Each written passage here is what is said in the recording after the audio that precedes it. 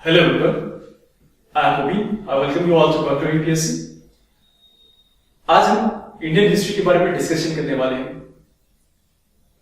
पहला पॉइंट, हम हिस्ट्री को हिंदी में डिस्कस करेंगे और ये मेरा पहला लेक्चर होगा, आई थिंक थर्ड लेक्चर होगा हिंदी में। सेकेंड, हम हिस्ट्री में क्या करेंगे, जैसा कि एक कमेंट आया था रिसेंटली, क्रिस्टल व्यू करके इनका नाम था, प्रोफाइल नेम, यूजर नेम। इन्होंने पूछा कि मेंस के पॉइंट ऑफ व्यू से करा दीजिए सर। देखिए बेटा, ये तो पॉसिबल नहीं है कि मेंस के पर्सपेक्टिव से इंडियन हिस्ट्री हम यहाँ पे डिस्कस करें, क्योंकि 6 मंथ्स की क्लासेस चलते हैं मेंस के लिए हिस्ट्री के, पर्टिकुलर 1-1 घंटे की क्लास। इतना नहीं पढ़ा सकते, फिर पढ़ाएंगे क्या? देखिए, जो एनसीईआरटी में फैक्ट्स दिए गए हैं, स्कैटर्ड दिए गए हैं। फॉर एग्जांपल 6th क्लास की एक एनसीईआरटी में ओवर पास्ट पार्ट फर्स्ट, इसके आगे के जो चैप्टर्स है, ये इसमें क्या था? ओवर पास्ट में स्टोन एजेस के बारे में बात चल रही है, बुद्धिज्म जैनिज्म के बारे में बात चल रही है। इसके बाद में कंटिन्यूएशन कब होता है?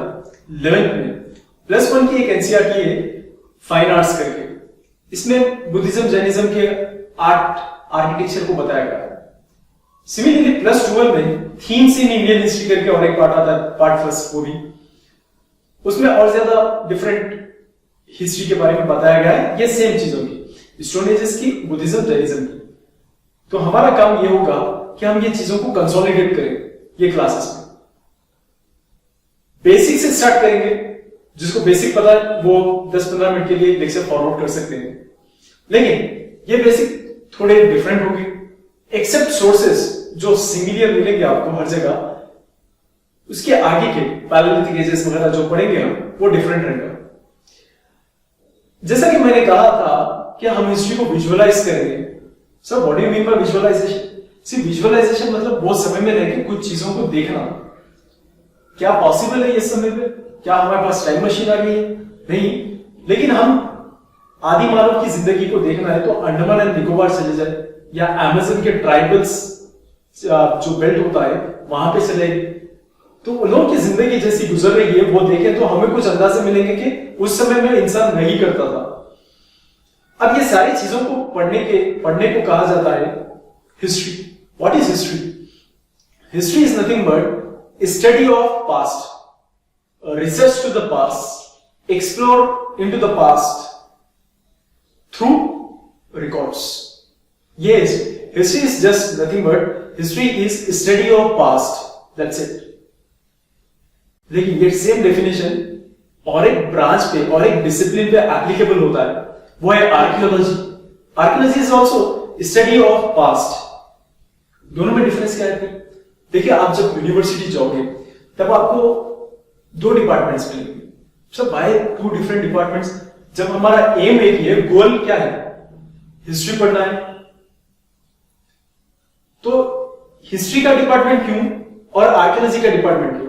क्योंकि देखिए, हिस्ट्री स्टडी की जाती है पास्ट को स्टडी करते हैं हिस्ट्री में through records, literature, through records या लिटरेचर। वेयरएज आर्कियोलॉजी में ऐसा नहीं होता।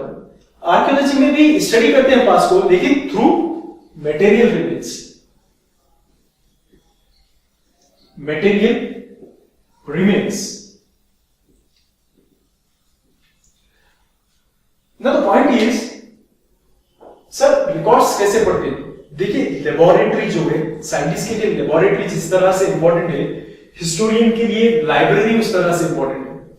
हिस्टोरियन रिकॉर्ड्स पढ़ते हैं, लिटरेचर पढ़ते हैं, बुक्स पढ़ते हैं, इनमें से। वेयरएज आर्कियोलॉजी जो होते हैं वो फील्ड में जाते हैं, एक्सकवेट करते हैं। एक्सकवेट मतलब खोदना, खोद के कुछ मटेरियल्स निकालना, फॉसिल्स निकालना, आर्टिफैक्ट्स निकालना, या कुछ स्ट्रक्चर्स निकालना, इसको कहते हैं आर्कियोलॉजी। मटेरियल रिमेन्स से स्टडी करना हिस्ट्री। यहां देखना, जो सोर्सेस अवेलेबल है उसके, हिस्ट्री के एंड आर्कियोलॉजी, वो कुछ इस तरह से। मैं आर्कियोलॉजी यहां पे लिखूंगा, आर्कियोलॉजी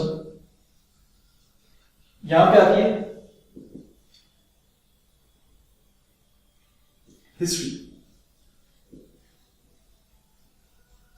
हिस्ट्री अलग अलग सोर्स से पढ़ी जाती है। एक आते हैं नेटिव अकाउंट्स, इंडिजीनियस, इंडिया में ही लिखे गए।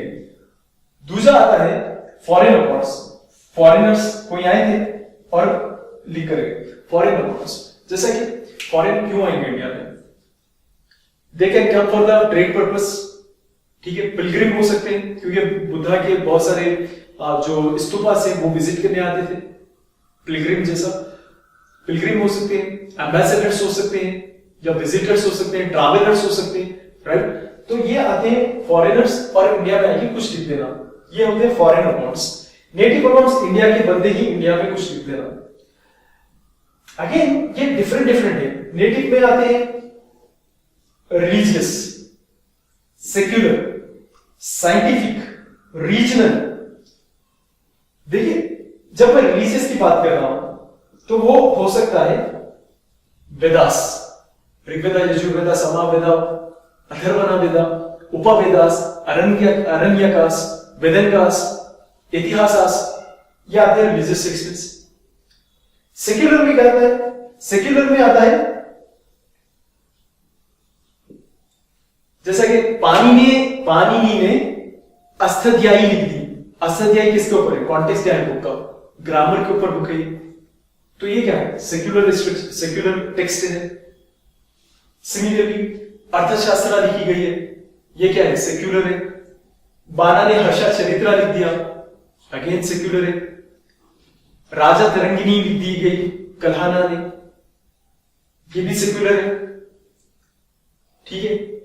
मुद्रा राक्षसा लिखा गया, विशाखा दत्ता ने लिखा, ये भी क्या है? सेक्युलर है। उसके बाद में आता है साइंटिफिक।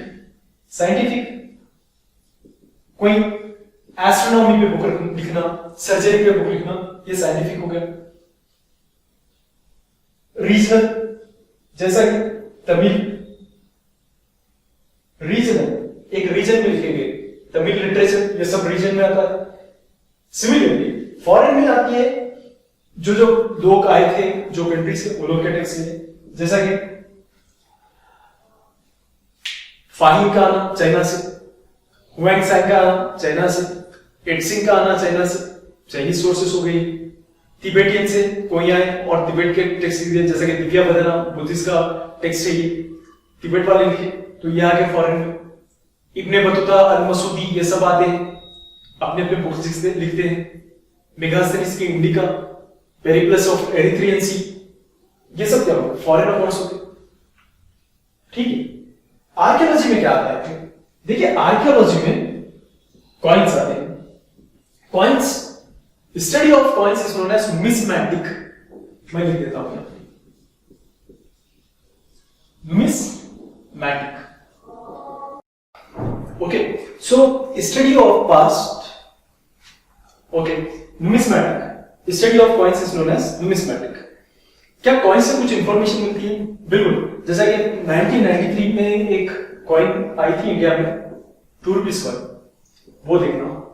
उससे मालूम ये पड़ता है कि इंडिया में नेशनल इंटीग्रेशन की बात चल रही है, यानी इंडिया में बहुत सारे डिफरेंट डिस्ट्रिक्ट्स है और पूरों को नेशनल इंटीग्रिटी की तरफ कॉल कर रहे हैं, बुला रहे हैं। तो इससे ये अंदाजा लगा। इमेजिन करना 1 सेंचुरी बाद कोई हमें स्टडी कर रहा है तो कैसा अंदाजा लगाएगा आर्कियोलॉजी वाला कॉइन की हेल्प से। सेकंड, और एक कॉइन था आई थिंक 1973 वाला, ₹1 कॉइन। यहां पे मेज दिया गया है, मेज। इससे यह मालूम चल रहा है कि इंडिया की जो इकोनॉमी है वो एग्रेरियन इकोनॉमी है। इस तरह से डिफरेंट चीजें मालूम होती है कॉइन्स की वजह से। सो स्टडी ऑफ कॉइन्स एक सेपरेट ब्रांच है नुमिस्मैटिक कहने से। सिमिलरली आर्कियोलॉजी में और एक आता है epigraphy. Epigraphy, what is epigraphy? Study of inscription is known as epigraphy. Inscription जो हार्ड सरफेस पे लिखा जाता है, छिजलिंग प्रोसेस से छिजल करके, उसको कहते हैं inscription. And study of that inscription is known as epigraphy. वो अनपेरिशेबल होगा, मिटेगा नहीं। जैसा कि मेहरौली का आयरन पिलर जो दिल्ली का मेहरौली आयरन पिलर जो है उस पर इंस्क्रिप्शन लिखा हुआ है कुछ, या कॉपर प्लेट इंस्क्रिप्शन देखोगे आप, तो वो क्या है, ये इंस्क्रिप्शन में आते हैं आर्कियोलॉजी सोर्सेस। तीसरा होता है मॉन्यूमेंट्स और स्कल्पचर्स। मॉन्यूमेंट्स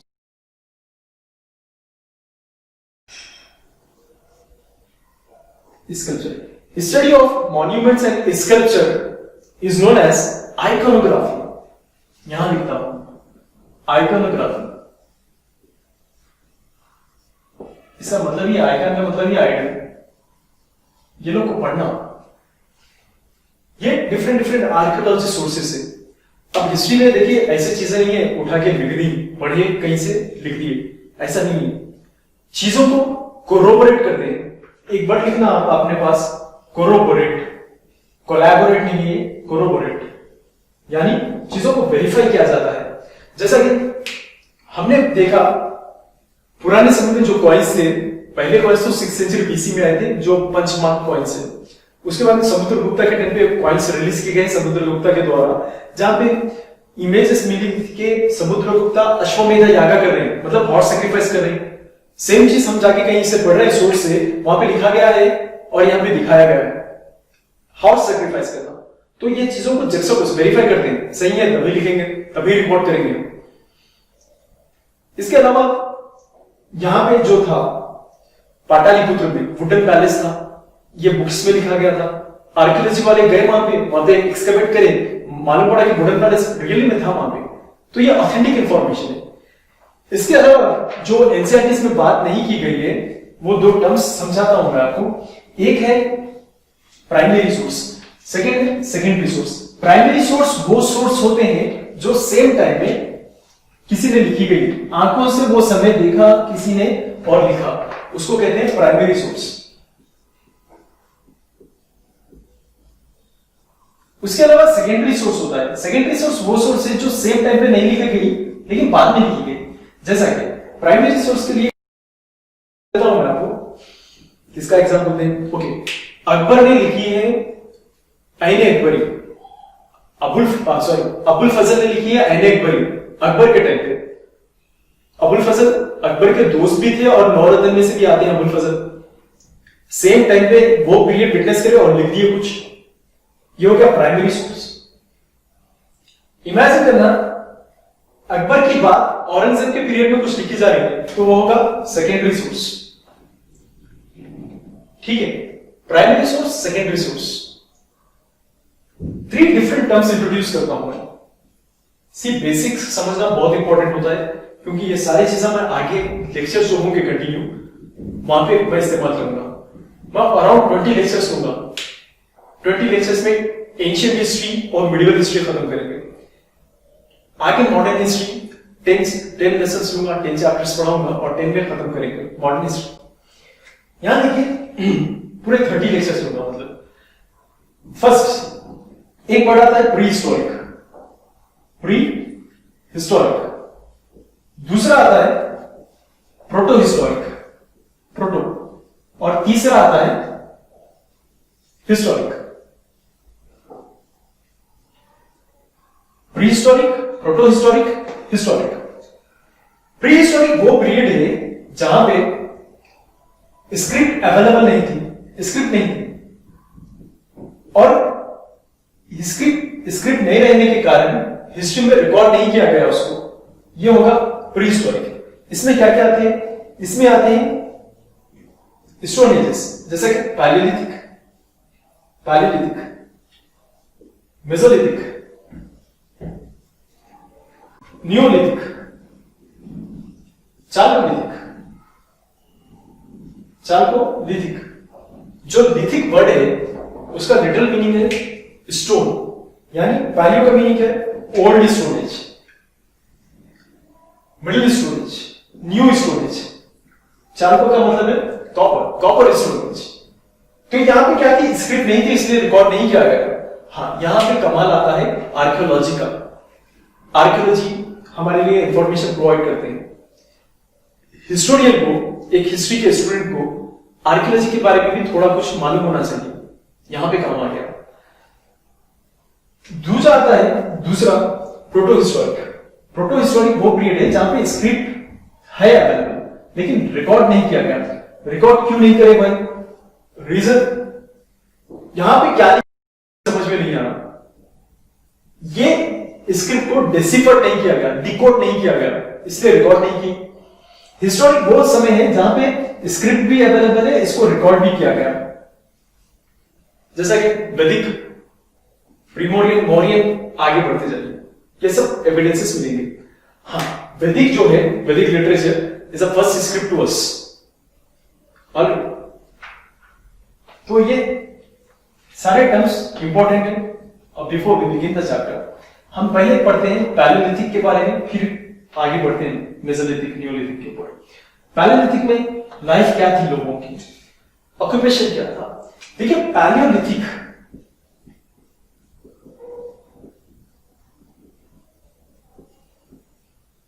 यहां पे ऑक्यूपेशन था लोग का hunting gathering, hunting gathering, gather होके हंट करते थे। How to understand this now? देखिए, इमेजिन करना एक कोई ज्योग्राफिकल लोकेशन है, ये एक है, ये एक है, ये एक है, बहुत बड़ा डिस्टेंस है लोग के बीच में, अराउंड से 200 kilometre.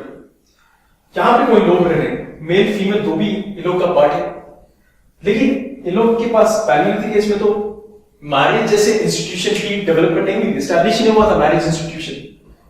Live in relationship kind of atmosphere है यहां पे, कमिटमेंट किसी से नहीं है, लेकिन बच्चे फिर भी होंगे।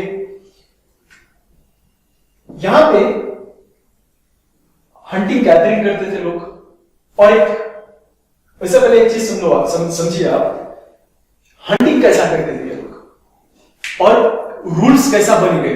रूल्स बने गए हिस्ट्री में एक्सपीरियंसेस के साथ। फॉर एग्जाम्पल, यहां पे एक बंदा, लेट अस से एक्स, ये जंगल में अंदर तक चले आ रहा है, ठीक है, बहुत अंदर तक चले आ रहा है, यहां तक जाना है, लेकिन ये देखता है हिरन और बहुत ज्यादा अंदर तक चले आ रहा है। यहां पे आपको पता है शेर वगैरह यहाँ पे बहुत ज्यादा अंडर डीप में मिलते हैं, तो यहां पे वापस नहीं आ रहे, लोग खत्म होना शुरू हो गए, हंटिंग पे जा रहे, वापस नहीं आ रहे। मालूम तो ये होगा कि शिकार करने जा रहे, खुद शिकार हो जा रहे हैं। इसलिए रूल एक बना था, देखिए भाई कभी भी जाओ आप शिकार पे, अकेले नहीं जाना, 10 लोगों को साथ में लेके जाना। एक शहीद भी हो गया तो 9 तो लेके आएंगे खाने के लिए। तो इस तरह से गैदर होते थे, पूरे दोस्त इकट्ठा मिलकर जाते थे। अब जब साथ में जाएंगे गाने वाने तो चलेंगे, गाने वाने गाते थे। ये सारे एविडेंसेस हमें मिले पेंटिंग्स से। यहां पे सब साथ में दोस्त मिलकर जा रहे हैं, गाने वाने भी चल रहे हैं, हंसी मजाक सब चल रहा है। इन लोगों को कभी फील ही नहीं हुआ कि कोई कंपेनियन चाहिए परमानेंट, कोई कंपेनियन ही नहीं चाहिए, कोई दोस्त चाहिए, कोई साथी चाहिए। इसलिए लोगों ने कभी मैरिज नहीं की। ये कब तक यहां पे रहेंगे, ये एरिया में, ये एरिया में तब तक रहेंगे जब तक ब्रीडिंग सीजन है। एक समय तो ऐसा आ जाएगा ये सब शिकार करके यहां के जानवर को या तो भगा देंगे या तो मार देंगे। जैसे यहां से खत्म हो गई या हरियाली खत्म हो गई, ठीक है, फ्लड्स आ रहे हैं, तो ये माइग्रेट कर लेंगे। माइग्रेट करते और एक rule, second rule number second, migrate करते थे फीमेल्स को नहीं लेके जाएंगे साथ में। फीमेल्स को इसलिए नहीं लेके जाएंगे साथ में क्योंकि ये लोग ऐसा सोचते थे हमारा कमिटमेंट ही नहीं है, था क्यों लेके जाए। आगे आधे रास्ते पे जाने के बाद बोलेंगे मेरे पैर दर्द हो रहे, बैठना है, पानी लेकर आओ, वो ला कर देगा। बच्चों को भी छोड़ देते थे, ठीक है, बच्चों को छोड़ के चले आते थे पूरे मेल। बच्चा बोलेगा रास्ते में बाबा गोदी उठा लो, कौन उठाएगा, कौन नफरत बर्दाश्त करेंगे, तो ये लोग छोड़ के आगे निकल जाते थे। से इमेजिन करना ये सेकंड एरिया में शिफ्ट हो गए, यहाँ पे जहां पे जानवर अवेलेबल है, ये क्या हो रहा है, ये शिफ्टिंग हो रही है लोग, यानी सेमी नोमैडिक है ये लोग। What is semi nomadic? Moving from place to place in search of livelihood, इसको बोलते हैं सेमी नोमैडिक।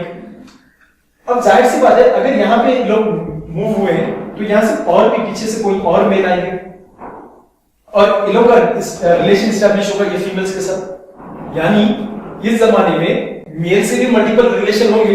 ये मेल्स जब जाएंगे यहां फीमेल से स्टैब्लिश करेंगे रिलेशन, मेल्स के भी रिलेशन है मल्टीपल और फीमेल के भी मल्टीपल रिलेशन है। इसका मतलब ये सोसाइटी में पॉलीजिनी भी पढ़ सकते हैं इसको, और पॉलीएंड्री, दो भी पॉसिबल है। और यहां पे रह रहे कौन? फीमेल्स रुक जा रहे हैं, यानी जो सोसाइटी होगी उसका हेड कौन होगा? सोसाइटी का हेड होगा, सोसाइटी के हेड होंगे फीमेल्स। यानी सोसाइटी किस तरह की होगी? मैट्रियार्कल सोसाइटी होगी। मैट्रियार्कल, what is matriarchal society? Where in society, if a female is the head of the family, then it is considered to be a matriarchal society. तो ऐसी सोसाइटी थी वहां पे। ये सारे पॉइंट्स मैं वैलिड पे इस्तेमाल करूंगा। एनीवेज, तो देखिए घर वाले नहीं है तो घर बना के क्या करना है? तो देखिए बेसिकली होते हैं नीड्स, रोटी कपड़ा और मकान। तो ये लोग ने कभी सोचा ही नहीं कि घर बनाना है, क्योंकि घर वाले नहीं है। ओके, तो घर का इन्वेंशन नहीं हुआ, केव्स में लेते थे, खाने के लिए हंटिंग कर लेते थे, खाने की भी नीड सॉर्ट आउट हो गई, पहनने के लिए लीव्स निकाले झाड़ पे से और बांध दिए, कपड़े भी हो गए, रोटी कपड़ा मकान तीनों भी सेपरेट थे। लेकिन जब तक यहाँ पे पैरालिथिक में ऐसे ही लाइफ गुजार रहे हैं, इनको तो ये भी सोच में नहीं आया कि जानवर को पकड़ के रख लें। यही जानवर को मान लिया और एक ही दिन में खत्म हो गया वो जानवर, या तो खराब हो जाएगा, नहीं खाएंगे ये लोग। लेकिन मेसोलिथिक एज में बहुत सारा डेवलपमेंट आता है। मेसोलिथिक एज में ये लोग नए इन्वेंशंस कर लेते हैं। जैसा कि सबसे बेहतरीन इन्वेंशन इन्होंने जो किया वो था माइक्रोलिथ्स। माइक्रो यानी स्मॉल से छोटा, उसको माइक्रो कहते हैं। लिथ यानी स्टोन। यहां पे जो स्टोन्स है पैलियोलिथिक में ये इस तरह से इर्रेगुलर शेप के थे, वो फेंक के मार के शिकार करते थे ये लोग। लेकिन मेसोलिथिक में क्या हुआ था? मेसोलिथिक में ये लोग ने छोटे स्टोन्स बनाना स्टार्ट कर दिए थे। यहां पे हो गया था बाइफेशियल। अगर सिंगल साइड फेस है तो इसको बनेंगे यूनिफेशियल। माइक्रोलिथ्स छोटे छोटे स्टोन्स यूज कर रहे थे शिकार के लिए। अगर ये स्टोन्स के साथ में पीछे कुछ लगा हुआ है, ये तो स्टिक होगी या बोन होगा। सर आप कंफर्म क्यों नहीं है? या तो स्टिक बोली या बोन बोली, क्योंकि जो एविडेंसेस मिले हैं वो पेंटिंग्स के जरिए मिले हैं। पता नहीं ये क्या है पीछे, हम अंदाजा लगा रहे या स्टिक होगा या बोन होगा। तो इसका मतलब ये है इन्होंने या तो बो एंड एरो वाला कॉन्सेप्ट इन्वेंट कर लिया था, या जेवलिन जिसको भाला कहते हैं वो इन्वेंट कर लिया था। इसकी वजह से क्या हुआ? जो हिरन को देखते हुए अंदर गए, बाद में शेर दिखा और इनको मार दिया था। अब ऐसा तो नहीं होगा, ये लोग जाएंगे ऊपर झाड़ पे बैठेंगे और देखेंगे कोई दूसरा जानवर तो नहीं है पीछे, शिकार करेंगे, थोड़ी देर के बाद उतरेंगे, आएंगे और शिकार लेने चले जाएंगे। ये होगा। इसकी वजह से क्या हो रहा है? जो नीड है कंपेनियन की वो फील होना स्टार्ट हो जा रही है। क्यों? क्योंकि दोस्ता तो छूट गया, कोई दोस्त नहीं रहा। अब शादी करने का पंगा लगे ये लोग। अब यहां पे मेसोलिथिक एज में मैरिज इंस्टीट्यूशंस डेवलप हो गए, लेकिन कमिटमेंट अभी भी नहीं, कमिटमेंट नहीं। सिमिलरली जब हम पेंटिंग्स देखते हैं भीमबेटका की,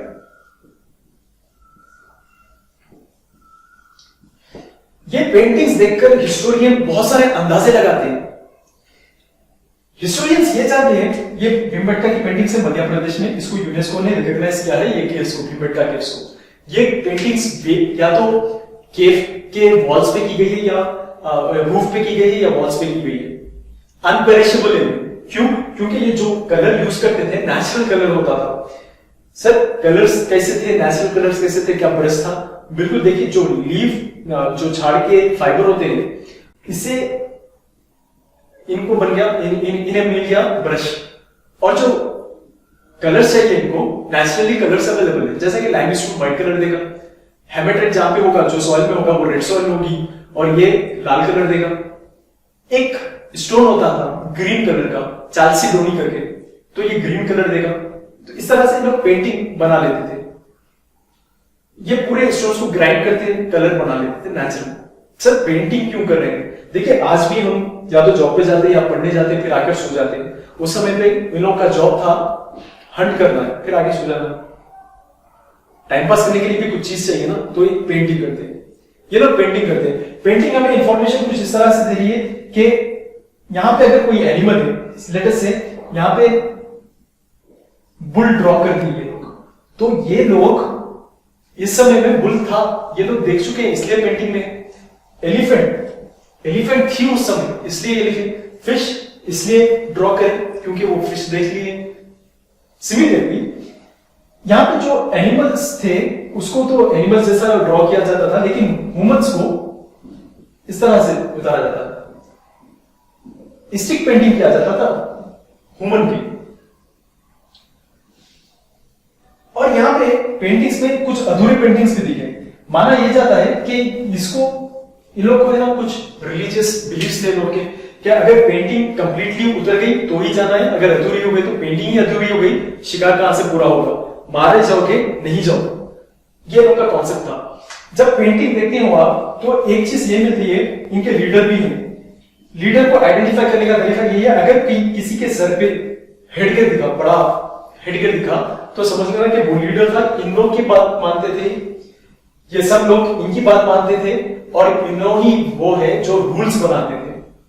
ओके, इसके अलावा डांसिंग का हमें इसलिए मालूम है कि एक पेंटिंग में आया कि पूरे लोग हाथ ऐसा बांध के पूरे गोल्ड लेके नाच रहे हैं, ये भी एविडेंसेस मिले हैं पेंटिंग से। पेंटिंग्स बहुत सारा इंफॉर्मेशन प्रोवाइड करती है हमें। Now coming back to the mesolithic, यहां पे जब मैरिज करना सोचे, अब तो शादी कर लिए, घरवाली को रखेंगे कहां, घर बना लेंगे, अब घरवाली आ गए तो खाने के लिए भी कुछ भी होगा, पॉटरी ला ली, पॉटरी इन्वेंट कर लिए यहां पे। अब जब सब इन्वेंट हो गया तो इन लोग ने थर्ड रूल ये बनाया था, देखिए भाई हम क्या कर रहे हैं, हंटिंग कर रहे हैं और वहीं इतना बड़ा जानवर छोड़ दे रहे हैं, उसको घर ला लेंगे, जब हमें भूख लगी तब खाएंगे, हिस्सों में खाएंगे उसको। तो इन्होंने ये कहा डोमेस्टिकेशन कर लेंगे एनिमल्स। सिर्फ डोमेस्टिकेशन एनिमल्स, अब क्या क्या बात कर लेंगे, जितने भी हो सके, जो भी आ सके वो ला लिए। से एग्जाम्पल बफेलो ला लिए, काऊ ला लिए, मुर्गी ला लिए। तो हुआ ये था, एक समय के बाद में अगर आप काऊ से दूध निथार नहीं रहे हो तो एक समय के बाद में वो फ्लो करना स्टार्ट हो जाएगा। ये लोग चांस लेके देखते थे, अगर टेस्टी दिखा तो वो अपना ली। सिमिलरली इसी वजह से, इसी तरह से ये डिस्कवर करे कि ये मिल्क प्रोडक्ट है, यहां पे डायरी आ गई। मुर्गी है, अंडा दे दिया, अंडा दे दी तो ये खा के देखे, पंगे लेना स्टार्ट कर दिए थे लोग। एक्सपीरियंस से ये रूल बनते हैं, एक्सपीरियंस करेंगे, ये था। तो ये सारी चीजें डोमेस्टिकेशन ऑफ एनिमल्स हो गया। डोमेस्टिकेशन ऑफ एनिमल्स और ज्यादा कन्वीनियंस से दूर कर दिए और घर की तरफ इनकी तवज्जो गई, पॉटरी की तरफ गई, ये सारी चीजें हो गई इन्वेंशन। मेसोलिथिक एज से अगर बाहर निकले, न्यूलिथिक एज में फूड प्रोडक्शन स्टार्ट कर दिए लोग, न्यूलिथिक एज में। सिमिलरली चाल्कोलिथिक एज में इनको पहला metal, first metal discovered by human beings is copper. ये हो गया ना। और एक चीज ये बोला जाता है कि न्यूलिथिक एज में एग्रीकल्चर आया, लेकिन इससे पहले मैं एक चैप्टर स्टार्ट कर देता हूं, इसको रिलेट कर लेंगे वहां पे। ये इंडस वैली सिविलाइजेशन, इसको हम हड़प्पन भी बोलेंगे। हड़प्पन इसलिए सर दो नाम क्यों? देखिए, नाम लेने का एक नोमेनक्लेचर होता है, नोमेनक्लेचर पैटर्न होता है कि नाम, किसी की चीज का नाम कैसा रखें।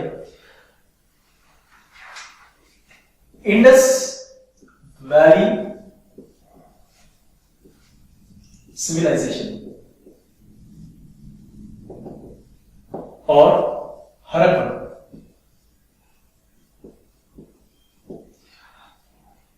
इंडस वैली सिविलाइजेशन और हड़प्पन क्यों? देखिए, ये इंडस रिवर के पास में बनी थी तो इसलिए इंडस वैली सिविलाइजेशन कह रहे हैं। लेकिन अभी देखिए, बिफोर इंडिपेंडेंस आप कह रहे हो Indus valley civilization is well and good, लेकिन आफ्टर इंडिपेंडेंस आप कह रहे हो इंडस वैली सिविलाइजेशन, तो ये कैसा पॉसिबल है? क्योंकि इंडस तो पाकिस्तान की तरफ से लेगी। तो हिस्टोरियंस ने ये कहा कि इसको हड़प्पन कह दो, क्योंकि हड़प्पन पहला शहर है। देखिए, इंडस वैली सिविलाइजेशन में बहुत सारे शहर थे, जैसा कि हड़प्पन है, मोहनजोदारो है, कालीबंगन है, लोथाल है, बहुत सारे शहर है।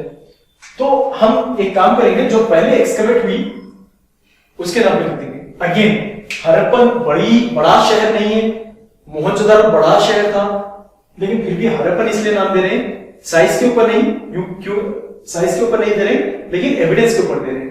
पहले यही मिला था शहर, तो हरप्पन रख दिया इसका नाम ना।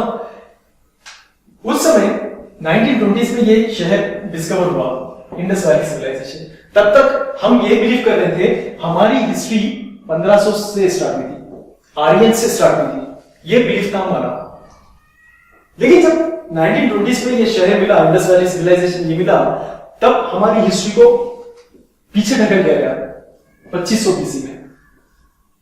सर आप पीछे बोल रहे हैं तो कम नंबर आना था, ज्यादा नंबर कैसा आ गया? देखिए, जो बीसी का एडी का कॉन्सेप्ट समझाता हूं मैं। बीसी में होता ही है 2500 के बाद में रिवर्स में नंबर आते हैं, 24, 23, 22 ऐसा आते हैं रिवर्स में। कब तक? 0 तक। 0 में जीसस क्राइस्ट की बर्थ होती है, जीसस क्राइस्ट, और उसके बाद में 1, 2, 3 इस तरह से सेंचुरी स्टार्ट होते हैं। वो इसको कहते हैं first century AD, second century AD. Sir ये कॉन्सेप्ट क्या है? एडी क्या है? सी बहुत सारे स्कूल्स में ये बताया गया कि एडी का मतलब है आफ्टर डेथ, लेकिन आफ्टर डेथ नहीं है। एडी का मतलब है anno domini, anno domini with the birth of Jesus Christ. वहां से काउंट करना स्टार्ट करते हैं years. Okay, coming back to this point, 1500 से 2500 साल ठगल दिए हिस्ट्री। जो अमेरिका की हिस्ट्री है वो 200 साल 300 साल पुरानी है, लेकिन इंडिया की हिस्ट्री क्या है? 2500 साल पुरानी, बहुत पुरानी हिस्ट्री। 1920s में डिस्कवरी होती है इंडस वैली सिविलाइजेशन की। ब्रिटिश का कहना यह था, देखिए ये जो इंडस वैली सिविलाइजेशन में जो टॉल प्लानिंग की गई है वो आप लोगों के बस की बात नहीं है। हम आने से आज भी डेवलपमेंट हो रहे हैं, 1920s में हो रहे हैं कि हम आने से आज भी डेवलपमेंट हो रहे हैं, हमें रहने दीजिए यहाँ पे। हमारे खिलाफ नॉन कॉपरेशन मूवमेंट क्यों स्टार्ट कर रहे हैं? हम रहे तो आपको और ज्यादा डेवलपमेंट, रोड अच्छी मिलेंगी, ये वो फैसिलिटीज होगी जिस तरह से 2500 BC में हमने की थी। देखिए आप बात कौन सी कर रहे हैं? 1920s की। क्या हमारे जो हिस्टोरियन से खामोश बैठेंगे? नहीं। 1920s वो समय है जो फ्रीडम स्ट्रगल हमारे पास पीक पे था, क्लाइमैक्स पे था। इन्होंने कहा, ब्रिटिश ने कहा, देखिए जिसमें हड़प्पन आई थी, एक होता है प्री हड़प्पन, दूसरा होगा मैच्योर हड़प्पन, तीसरा होगा पोस्ट हड़प्पन। इस तरह से तब हमारे जो हिस्टोरियंस थे उन्होंने कहा नहीं ऐसा नहीं, हम 5 फेज में स्टडी करेंगे। एक होगी अर्ली हड़प्पन, ये वो समय होगा जब लोग इंडिया में कुछ नहीं जानते थे। प्री हड़प्पन ये होगा जानना स्टार्ट करेंगे लोग। मैच्योर हड़प्पन वो होगा जो हड़प्पन सिविलाइजेशन है वो पीक पे चला जाएगा। पोस्ट हड़प्पन वो होगा फ्लड्स की वजह से हड़प्पन वाले डीअर्बनाइज होना स्टार्ट कर देंगे। फिर आएगी लेट हड़प्पन। लेट हड़प्पन वो एज होगी जब हड़प्पन कंप्लीटली खत्म हो जाएगा।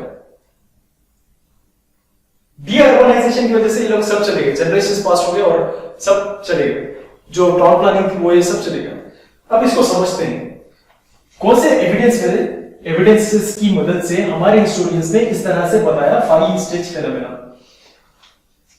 देखिए जब See, this is your India, our India, okay?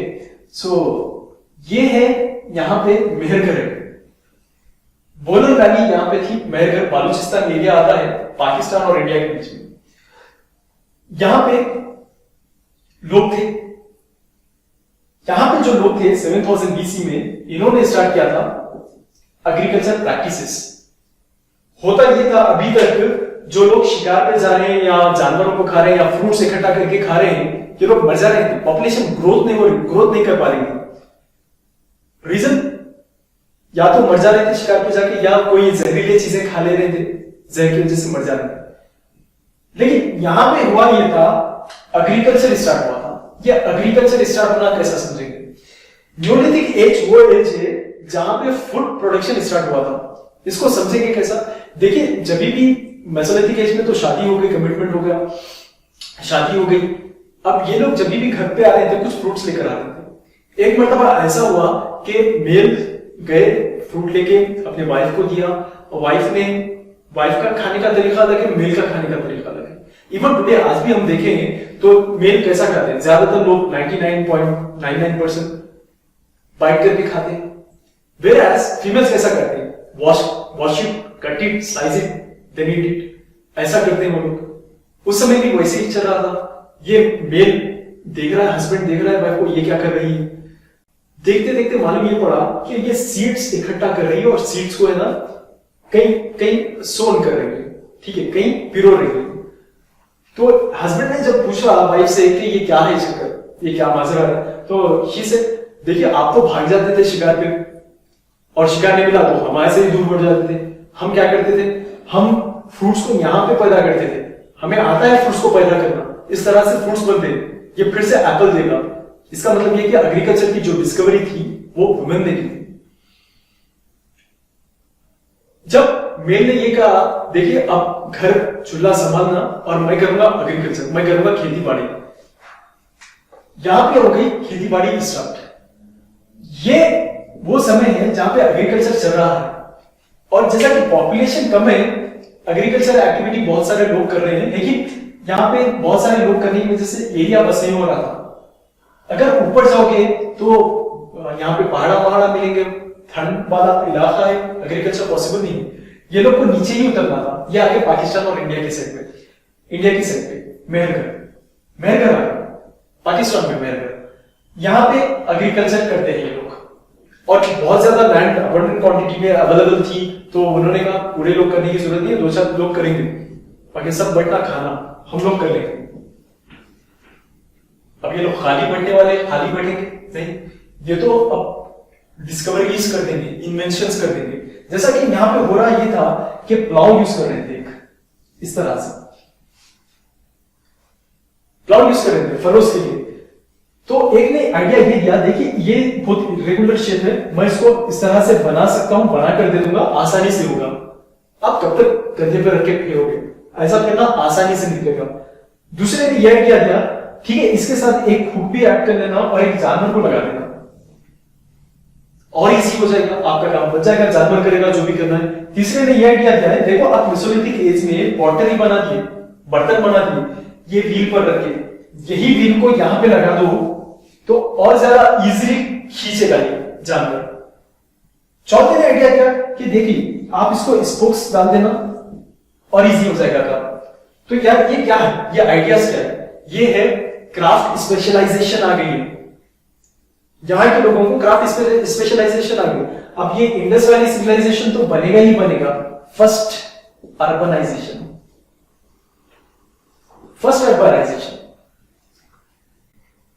तो ये सारी चीजें बताई गई हमारे हिस्टोरियंस ने।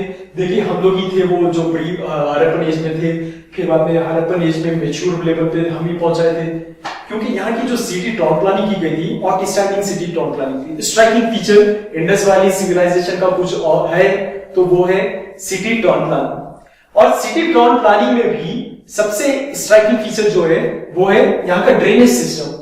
जैसा कि मैं समझाता हूं वहां के शहर कैसे थे।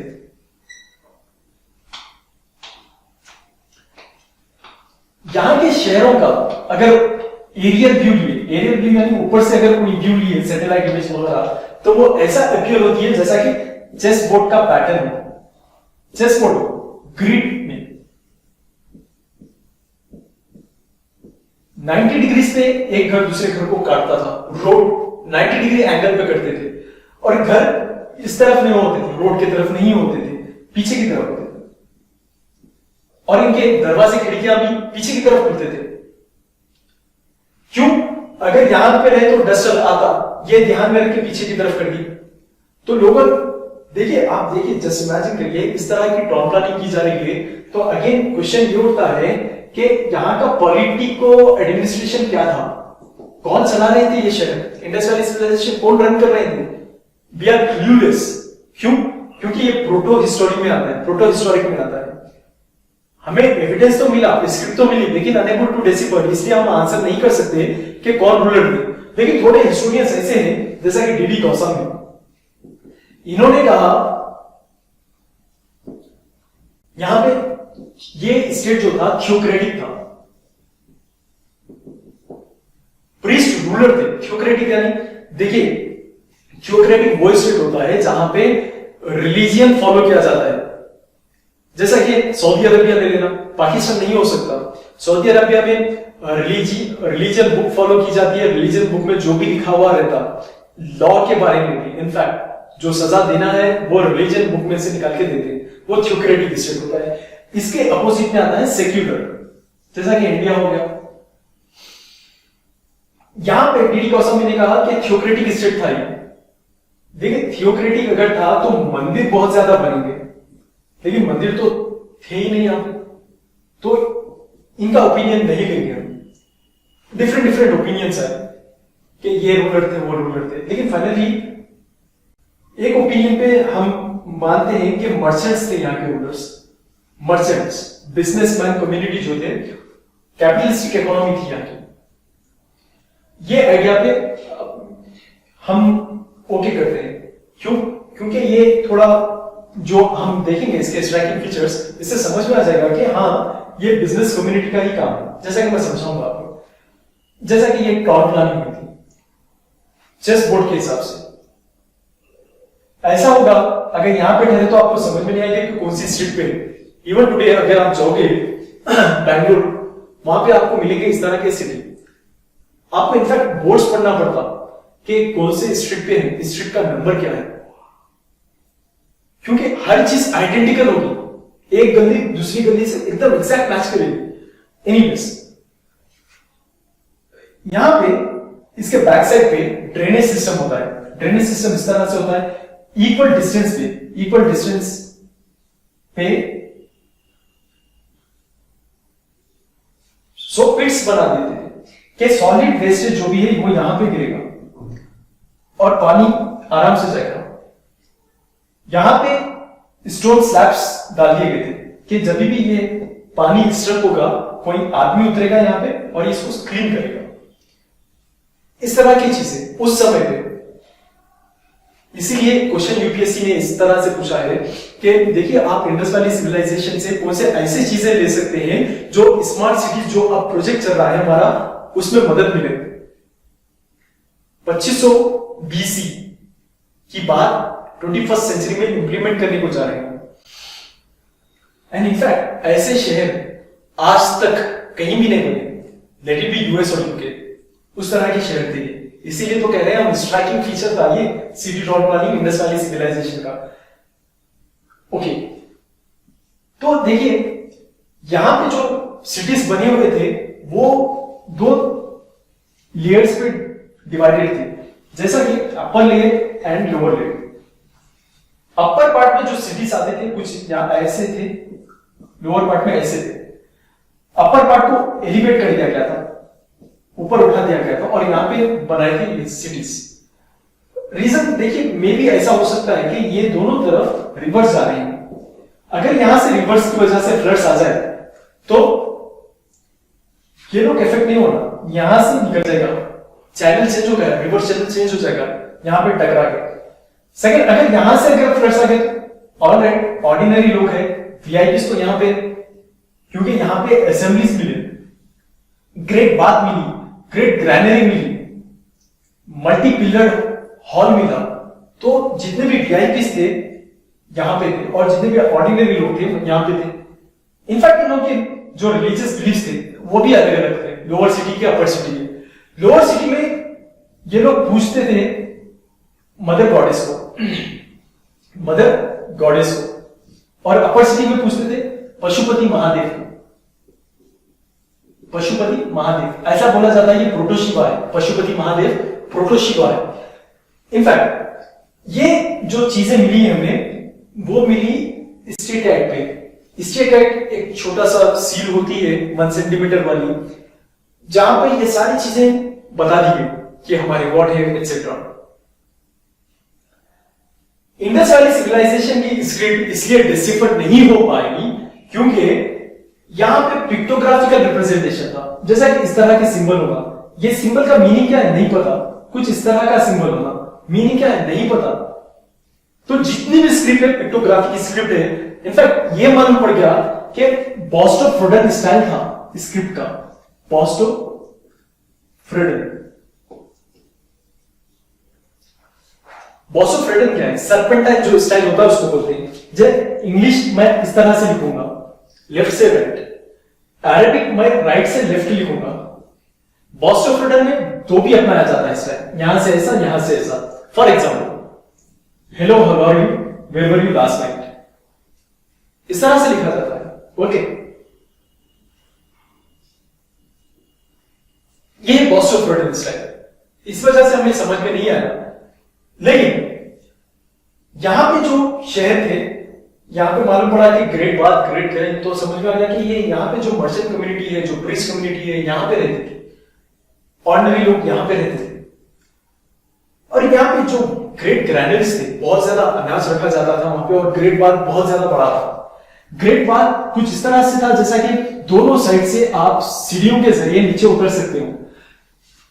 ग्रेट बात को इस तरह से कंपार्टमेंटलाइज किया गया था, दोनों साइड से वाटर टाइट कर दिया गया था पूरी तरह से, कि पानी इधर से उधर नहीं जाए, कि जब भी वाटर चेंज करना है तो यहां से पानी जाएगा बाहर। और यहां पे बड़े बड़े टैंक्स लगा दिए गए थे, पानी यहां से भरेंगे अंदर जाएगा। यू नो कि बाजुक रूम्स दे दिए गए थे, ये माइट भी चेंजिंग रूम्स हो सकते हैं उस समय। और बहुत सारे लोग आके बात करते थे। माइट भी लोगों का ओपिनियन ये है, जैसा कि आज बोला जाता है कि गंगा में स्नान करने से पवित्र हो जाते हैं, सेम वही कॉन्सेप्ट था यहाँ पे। यहां पे ग्रेट बात है, ग्रेट ग्रैनरी है, असेंबली है, हर चीज ढंग से की गई है। अगेन सवाल तो यही उठता है, भाई कौन थे, किसकी अथॉरिटी थी, कौन रूलर थे?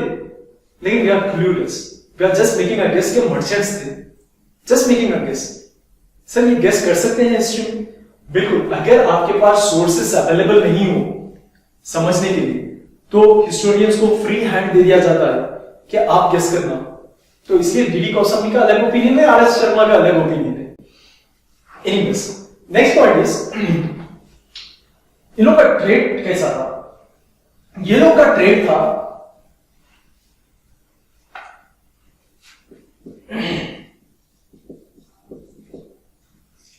ट्रेड देखिए, एक तो होता है इंटर स्टेट, एक होता है इंट्रा स्टेट, एक होता है एक्सटर्नल। इंटर स्टेट यानी हम यूजुअली समझते हैं कि शहर के अंदर ही, नहीं। देखिए, अगर पंजाब से हरियाणा जा रहे हैं तो इंटर स्टेट बोलते हैं इसको, पंजाब में ही कहीं जा रहे हैं तो इंट्रा स्टेट बोलते हैं इसको। जैसा कि तेलंगाना से आंध्रा जा रहे हैं आप, तो ये इंटर स्टेट है। तेलंगाना में करीमनगर से नलगोंडा जा रहे हैं तो ये इंट्रा स्टेट है। ऑलराइट, तो ये इंटर स्टेट मतलब एक स्टेट से दूसरे स्टेट में, इंट्रा स्टेट मतलब सेम स्टेट में, ये इंट्रा हो गया।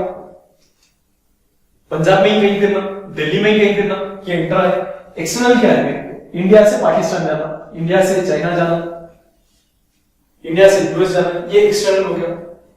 उस समय कोई बाउंड्री नहीं थी। इंडिया की बाउंड्री क्या थी? अभी तो बाउंड्री का तो कॉन्सेप्ट बाद में आता है, राइट। तो उस समय ये बिलीव किया जाता है कि जम्मू में रहने वाले कश्मीर के रहने वालों से एक्सटर्नल है, ये कोई और है, ये हम कोई और है, ये माना जाता है। एनीवेज, ये ट्रेड था। ट्रेड इंडस वैली के साथ साथ और एक सिविलाइजेशन चल रही थी यूरोप में, मेसोपोटामिया कहते हैं इसको, मेसोपोटामिया। मेसोपोटामिया सिविलाइजेशन चल रही थी, और इन लोग के जब बुक्स देखते हैं तब बताया गया कि ये लोग कॉटन इंपोर्ट करते थे। कहां से? ज्योग्राफिकल पॉइंटिंग की गई, और ये पॉइंटिंग आ रही थी इंडिया में। इंडिया में इन लोग का कहना यह था कि हम मेनुआ से ट्रेड करते थे। मेनुआ कौन है? हमें मालूम, ज्योग्राफिकल पॉइंटिंग के जरिए पढ़ा कि इंडिया को मेनुआ बोलते थे ये लोग, और कॉटन को बोलते थे सिंधु। सिंधु, ओके। तो इस तरह के लोग का ट्रेड था। इनफैक्ट इन लोग के डॉकयार्ड्स भी बने हुए थे। डॉकयार्ड, एक शहर था लोथाल करके। लोथाल में शिप में, इसका मतलब ये कि इनको शिप्स बनाना भी आता है। तो लोथाल में शिप मिली, डॉकयार्ड नहीं था, यहां से एक्सटर्नल ट्रेड करते थे ये लोग। एनीवेज, ये सारी चीजें हैं इंडस वैली सिविलाइजेशन की। सवाल ये उठता है, इतनी अच्छा अर्बनाइजेशन डेक्लाइन कैसा हो गया? सी रीजंस इसके भी बहुत ज्यादा ओपिनियंस दिए गए हैं हिस्टोरियंस के द्वारा। एक जो है वो है कि आर्यन का इन्वेजन, लेकिन इसके खुद काउंटर पॉइंट्स है, इसलिए हम वो एक्सेप्ट नहीं करेंगे। दूसरा ये हो सकता है कि नेचुरल फोर्सेस का, यानी फ्लड्स आ जाना, सुनामी आ जाना, ड्रॉट आना, अर्थक्वेक आना, ये नेचुरल प्रोसेस है। फ्लड्स का एविडेंसेस मोहनजोदारो में भी मिला है कि 6 मरतबा 6 टाइम्स फ्लड आया था मोहनजोदारो में। तो जब भी फ्लड्स आते थे ये लोग चेंज हो जाते थे, इधर से उधर शिफ्ट हो जाते थे, जिसके कारण जो अर्बनाइजेशन था वो डीअर्बनाइज हो गया। शहर मिट गए फ्लड्स में, क्योंकि जो क्या इंडस वैली कहां पे, हिमालय के फुटहिल्स पे। आज भी अगर सिस्मोग्राफी की स्टडी करेंगे तो ये वो एरिया है जहां पे पहले आए थे अर्थक्वेक। ये लोग क्या करें, कोई गुजरात चले गए, इंडस वैली से गुजरात राजस्थान, अभी भी देखें सरस्वती जो है वो खत्म हो गई। राजस्थान पहले बहुत हरा भरा था, लेकिन अब क्या हो गया, रेगिस्तान बन गया। राइट, थर्ड डेजर्ट वही है। वाटर जो है रिवर वाटर जो सरस्वती मिट गई है, सरस्वती नहीं दिखेगी अब आपको। ये रीजन की वजह से ये लोग इधर उधर चले गए, जिसकी वजह से ट्रेड खत्म हो गया। ट्रेड खत्म होने से पैसा नहीं बचा लोगों के पास, पैसा नहीं बचने से फिर से इस तरह का स्पेशलाइजेशन नहीं आया, इस तरह के हैंडीक्राफ्ट बने नहीं, इस तरह की टॉप प्लानिंग की नहीं गई थी। इनफैक्ट ये लोग जो थे वेट्स एंड मेजरमेंट्स भी एकदम अप्रोप्रिएट थे। जो ब्रिक साइज यूज किया गया 1:2:4 के डायमेंशंस का था। वेट मेजरमेंट जो थे अभी भी लेते हैं ना, 1 रुपए में 16 आने, उस तरह के 16 आने का कॉन्सेप्ट था वहां पे। इस तरह से हमें एविडेंसेस मिले। ये सारी चीजें इंडस वैली सिविलाइजेशन के रिलेटेड है। Hope you like this session, और आप ज्यादा से ज्यादा लोग तक ये सेशन को, ये लेक्चर को शेयर करना कि मैं न्यू लेक्चर्स बना सकूंगा। पसंद आया तो लाइक करिए, नहीं पसंद आया तो डिसलाइक करना। कमेंट्स में बताना कि इंप्रूवमेंट के लिए क्या क्या चाहिए आपको। कोई सवाल रहा तो भी चाहिए इस लेक्चर में, या लाइव सेशन लेके कभी भी, या रात में मैं इसको सॉल्व कर दूंगा जो भी डॉट आया आपका। तो इस तरह से डील करेंगे इंडस वैली। आगे की क्लासेस भी आर्यंस वगैरह पढ़ना है हमें। It's a long journey to go. It will take 19 classes more. Thank you very much.